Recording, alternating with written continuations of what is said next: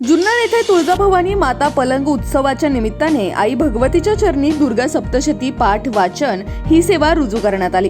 श्री स्वामी समर्थ सेवा केंद्र दिंडोरी प्रणीत जुन्नरच्या वतीने या कार्यक्रमाचे आयोजन करण्यात आले होते।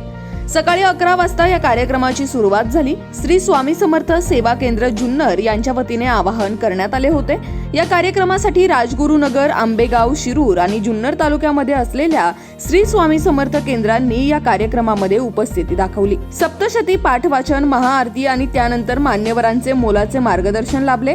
जुन्नर केंद्र प्रतिनिधी तथा उत्तर पुणे जिल्हा प्रतिनिधी प्रतिभाताई मेहेर आणि त्यांच्या समवेत असलेल्या सर्व स्वामी समर्थ सेवेकरी भगिनी यांनी कार्यक्रमाचे अतिशय छान असे नियोजन केले होते। यावेळी आंबेगाव तालुका प्रमुख शिवदास पडवळ, विजूकाका कुलकर्णी, सोनार सर, मुरलीधर कहाणे, जुन्नर केंद्र प्रमुख प्रतिभाताई मेहेर, वृषाली मंचरकर, संगीता बेळे, पद्मा शेलार, सूरज शेलार, अनिल मेहेर, निर्मला करपे, पूनम माने, संगीता धोंडकर, अलका भागवत, शिरीष ससाने इत्यादी सेवेकरी व सर्व भाविक भक्त मोठ्या संख्येने उपस्थित होते।